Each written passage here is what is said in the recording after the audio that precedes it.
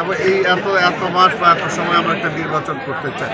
এই ব্যাপারে দরকার হলে প্রয়োজনে রাজনৈতিক দলগুলোর সাথে আলোচনা করতে পারে, তাই না? সমাজের জিরো ফ্যাক্টর যারা আছে তাদের সাথে কথা বলতে পারে। কথা বলে আমরা তো এই সরকারটা আমাদের, এই সরকারে আমরা সরকারে নাই, কিন্তু সরকারের যে কোনো ব্যর্থতার দায় দায়িত্ব কিন্তু আমাদের উপর এসে পড়ে। কাজে আমরা তো চাই না যে দেশে আরেকটা অস্থিরতার সৃষ্টি হোক, আবার সেই পরাজিত ফেসিবাদ মানে ঘুরে আসার মতো একটা পরিবেশ সৃষ্টি হোক। এই কারণে আমরা এই সরকারকে বলছি, অন্য কোনো কারণ না।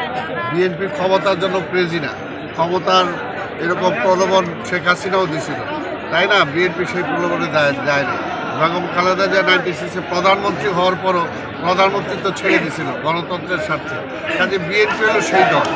কাজে এখনও এই 5ই আগস্টের পরেও যদি বিএনপি চাইতো জাতীয় সরকার গঠন করে বিএনপি সহ সবাইকে নিয়ে ক্ষমতায় আসতে পারত, কিন্তু বিএনপির ক্ষমতা না, জনগণের ক্ষমতা ফিরে পেতে চায়, জনগণকে ক্ষমতায়িত করতে চায় এবং জনগণের ম্যান্ডেট নিয়েই ক্ষমতায় যেতে চায়, অন্য কোনো বিষয়।